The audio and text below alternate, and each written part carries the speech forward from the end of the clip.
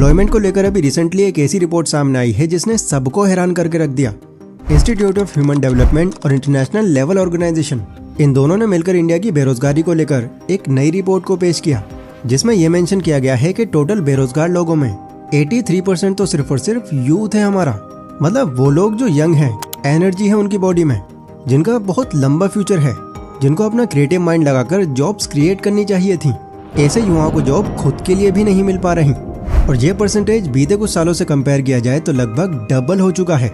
इससे भी ज्यादा हैरानी की बात यह है कि इस टोटल यूथ में से भी 82% लोग ऐसे हैं जो यंग ग्रेजुएट्स हैं, यानी वो जो पहले ही हजारों लाखों रुपए पढ़ाई पर खर्च कर चुके हैं और अब धक्के खा रहे हैं नौकरियों के लिए, वैकेंसीज का इंतजार कर रहे हैं। इन शॉर्ट, अगर मैं इसको सिर्फ एक लाइन में सम अप करूं तो इंडिया में हर 3 में से एक युवा बेरोजगार बैठा हुआ है।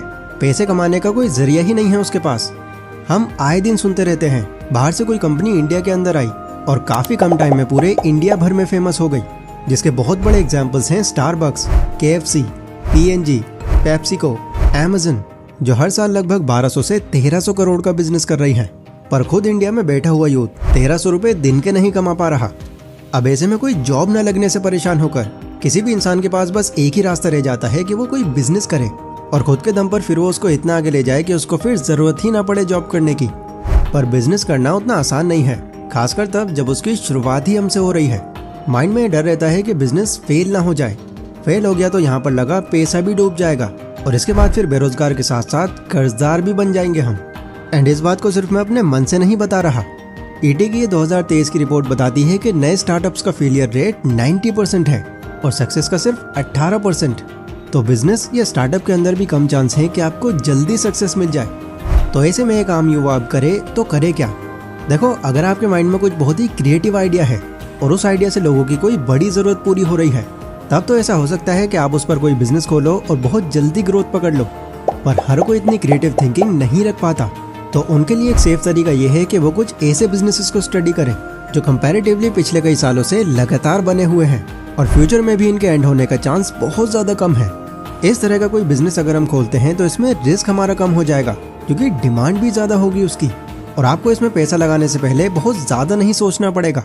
पर इस तरह के बिजनेस आइडियाज हम ढूंढे कहाँ से?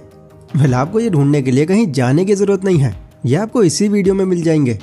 कई अलग अलग तरह के बिजनेस को कंपेयर करने के बाद, उनका ग्रोथ रेट समझने के बाद, मैंने आपके लिए कुछ ऐसे बिजनेस आइडियाज निकाले हैं जो एवरग्रीन है। एवरग्रीन यानी वो बिजनेस सालों साल चलने वाले हैं।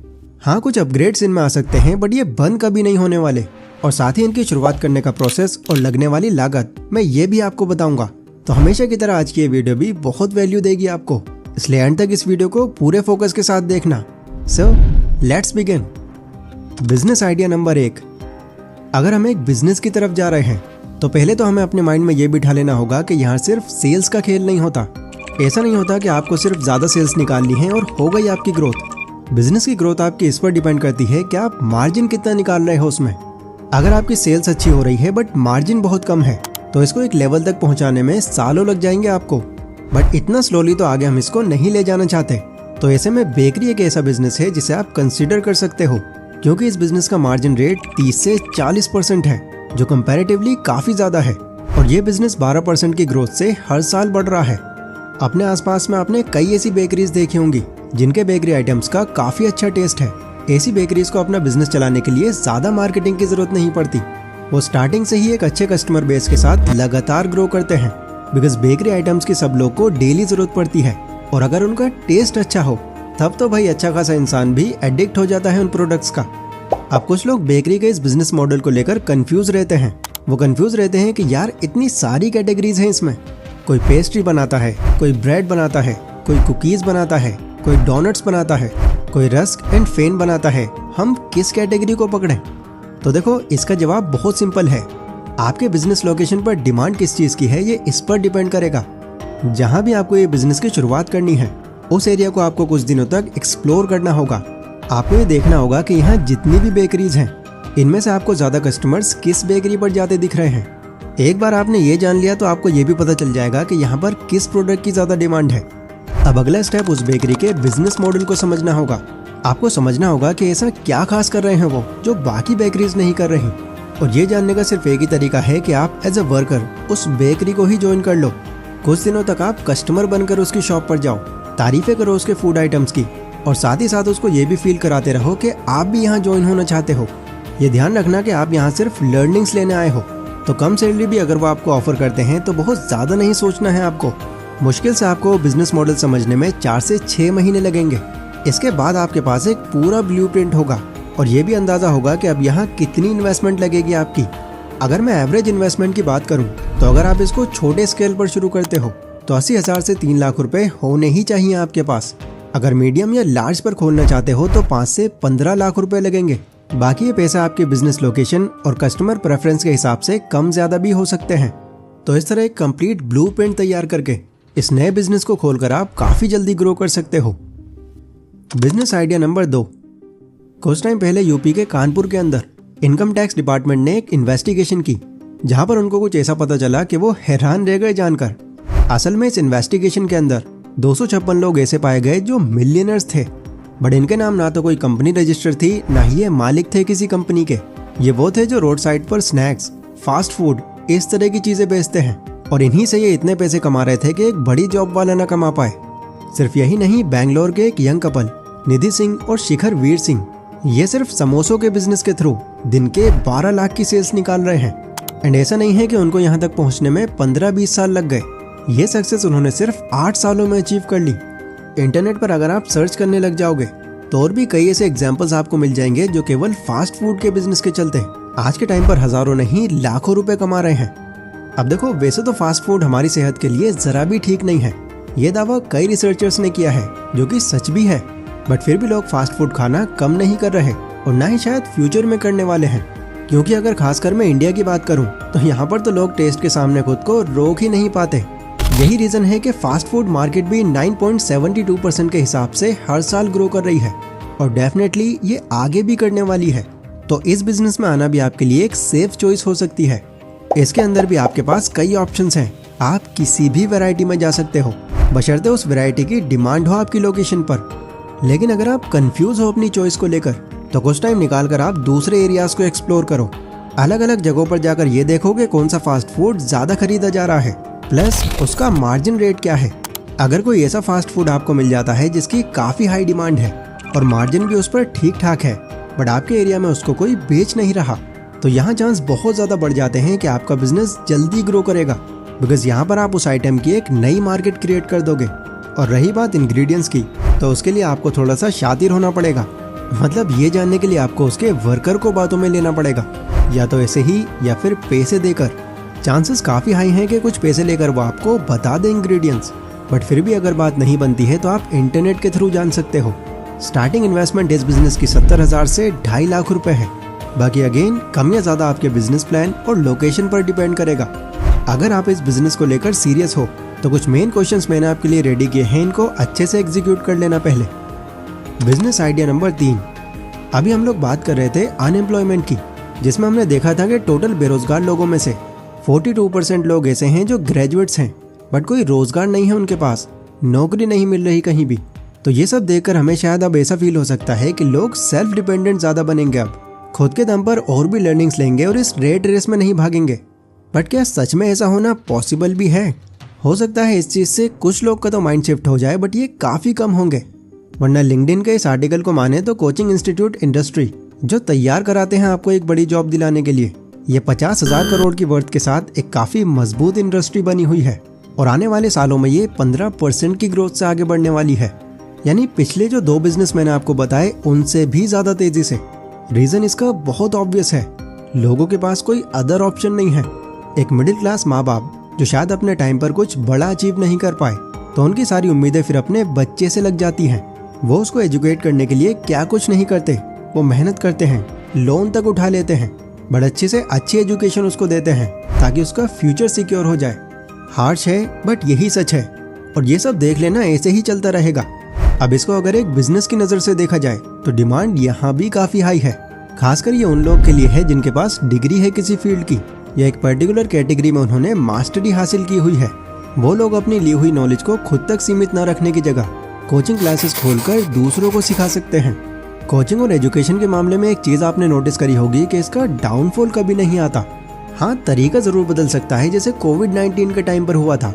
बट यही बदलता तरीका बायजूस और अनअकैडमी जैसे प्लेटफॉर्म की कामयाबी का रीजन भी बना।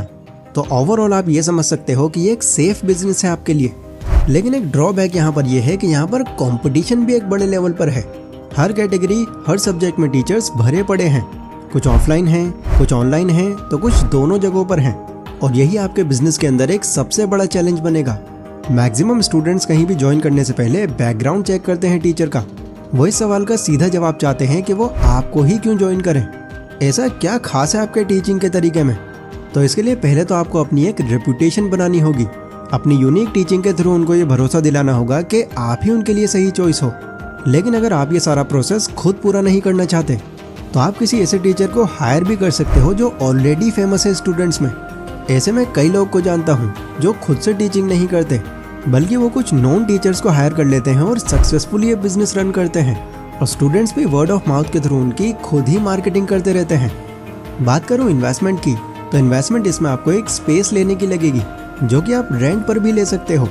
एंड अगर आप टीचिंग किसी और से करवाते हो तो एटलीस्ट उसकी 4 से 5 महीने की सैलरी पहले ही अलग रखनी होगी आपको, बिकॉज इतना टाइम तो एक कोचिंग सेंटर को जमने में लग ही जाता है।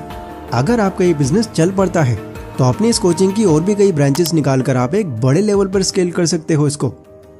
Business idea number 4। देखो, बिजनेस की इस जर्नी में हमेशा हार्ड वर्क से काम नहीं चलने वाला। ज़्यादा जल्दी ग्रो होने के लिए आपको स्मार्ट वर्क का सहारा लेना पड़ता है। जैसे पहले के टाइम पर आप देखते होंगे कुछ इस तरह के रिक्शे चला करते थे जिसमें ड्राइवर्स को बहुत मेहनत करके पेडल के थ्रू उस रिक्शे को मूव करना पड़ता था। और उसके अंदर भी वो ज़्यादा पैसे नहीं कमा पाता था क्योंकि सवारी के बैठने के लिए सिर्फ 2 ही सीट्स थी उसमें। बट दिल्ली में रहने वाले विजय कपूर ने एक स्मार्ट वर्क दिखाया और ई रिक्शा इंट्रोड्यूस कर दिया, जो लगभग हर रिक्शा ड्राइवर के लिए एक वरदान साबित हुआ, क्योंकि ये ई रिक्शा पेडल की जगह बैटरी से चलता है। 2 की जगह 4 से 5 लोग इसमें बैठ सकते हैं। ये ऊपर से भी कवर्ड है, जिससे वो और उनकी सवारी धूप बारिश से भी बच सकती है। यह स्मार्ट वर्क इतना कामयाब रहा कि साल 2023 में ई रिक्शा मार्केट का एनुअल रेवेन्यू $291.9 मिलियन पहुंच गया। अब ऐसा ही स्मार्ट वर्क कई लोगों ने ई कॉमर्स के अंदर भी दिखाया। कुछ सालों पहले जब कोविड-19 का टाइम था तो उस टाइम पर आपको पता है कितने बिजनेस को नुकसान हुआ था। लेकिन फिर भी इस तरह का टाइम देखते हुए 20 से 30% बिजनेस ओनर्स ने स्मार्ट वर्क दिखाया और खुद को ऑफलाइन से ऑनलाइन की तरफ शिफ्ट कर दिया। यहाँ उन लोगों को ये समझने में ज़्यादा टाइम नहीं लगा कि यहाँ कितना ज़्यादा पोटेंशियल है, बिकॉज अब यहाँ वो ऑफलाइन के मुकाबले ज़्यादा कस्टमर्स तक पहुँच पा रहे थे, ज़्यादा सेल्स निकाल पा रहे थे, प्रोडक्ट के अंदर ज़्यादा वेराइटीज़ ला पा रहे थे और इन सब चीज़ों से उनका प्रॉफिट कई गुना तक इंक्रीज हो गया। बिकॉज लोगों के लिए उस टाइम पर ऑफलाइन सामान खरीदने में कई दिक्कतें आ रही थी, तो ऐसे में उनको ऑनलाइन सामान खरीदना ज़्यादा बेटर चॉइस लगने लगी। और इसके बाद तो धीरे धीरे ये लोगों की हैबिट बनती चली गई। आज भी कई लोग ऐसे हैं जिनको अगर कुछ खरीदना होता है तो बाहर जाने के बजाय वो फ़ोन निकालते हैं और उसको ऑनलाइन देखने लगते हैं, क्योंकि ऑफलाइन के मुकाबले ऑनलाइन उनको काफ़ी वैरायटीज़ मिल जाती हैं। तो ऐसे में ई कॉमर्स भी एक ऐसा बिजनेस है जो शायद कभी बंद नहीं होने वाला। और इसकी अगर आप एनुअल ग्रोथ पर नज़र डालोगे तो इससे और श्योरिटी मिल जाएगी आपको, बिकॉज इसकी एनुअल ग्रोथ 14% से भी ज़्यादा है। यहाँ अगर आप आते हो तो इसमें 2 तरह से बिजनेस कर सकते हो, एक तो कोई फिजिकल प्रोडक्ट के साथ, दूसरा कोई डिजिटल प्रोडक्ट के साथ। दोनों ही कैटेगरीज के अपने अपने बेनिफिट्स हैं, बट प्रोडक्ट डिसाइड करते वक्त ये आपके माइंड में होना चाहिए कि ये दूसरों से काफ़ी यूनिक हो, बिकॉज यहाँ भी आपको कंपटीशन काफ़ी देखने मिलेगा। इसके लिए आपको अपना टाइम होलसेल मार्केट में लगाना होगा और कोई ऐसा प्रोडक्ट देखना होगा जिस पर मार्जिन अच्छा हो और कंपटीशन भी कम हो। ये सर्च करने में अगर आपको ज़्यादा टाइम लग रहा है तो लगने दो, बिकॉज ई कॉमर्स में ऐसा एक प्रोडक्ट होना बहुत ज़रूरी है जिस पर मार्जिन अच्छा मिले आपको, वरना आगे चलकर अच्छी सेल्स होने के बाद भी आपको प्रॉफिट दिखता नजर नहीं आएगा। अगर आपके पास थोड़ी ज़्यादा इन्वेस्टमेंट है तो आप अलीबाबा और इंडिया मार्ट जाकर भी प्रोडक्ट्स चेकआउट कर सकते हो। एक बार आपने प्रोडक्ट आइडेंटिफाई कर लिया तो स्टार्टिंग में मैं आपको यही सजेशन दूंगा कि कोई खुद की वेबसाइट ना बनाकर आप अमेजन, फ्लिपकार्ट या फिर मीशो पर ही प्रोडक्ट लिस्ट करो, ताकि आपको इस पूरे बिजनेस मॉडल की एक डीप नॉलेज हो जाए। इसमें अगर मैं टोटल इन्वेस्टमेंट की बात करूं तो एड्स के थ्रू अगर आप अपने प्रोडक्ट की मार्केटिंग भी करवाते हो तो एवरेज कॉस्ट आपकी 40 से 70 हज़ार रुपये तक आएगी। बाकी वही कम या ज़्यादा आपके प्रोडक्ट और मार्केट पर डिपेंड करेगा।